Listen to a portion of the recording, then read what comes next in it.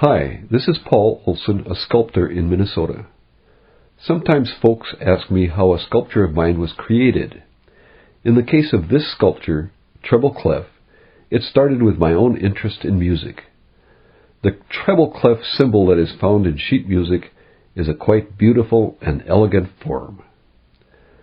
When designing the sculpture, first I created a pattern on paper that laid out how the different pieces of wood would connect with each other, and this then became the pattern for the sculpture.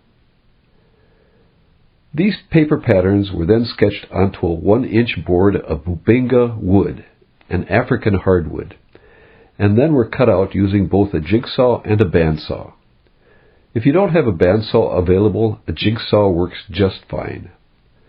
Then putting the various wood pieces in proper order and in correct relationship to each other, I glue them together into 2 main sections.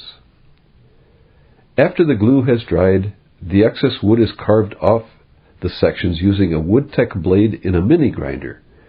It makes for a very fast and efficient way of carving, but the more hard-to-reach parts require chisels and rasps.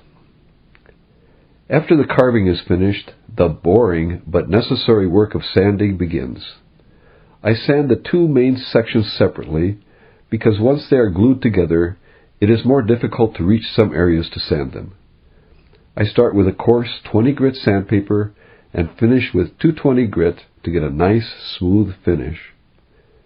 Various sanding devices are used like drums and wheels, but there is always some hand sanding to make sure the finish is perfect.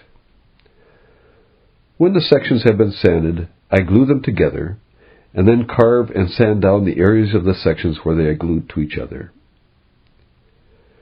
When this sanding is done, several coats of polyvarnish are applied, rubbing it onto the piece and then rubbing it off so that each layer is thin, very thin, and uniform.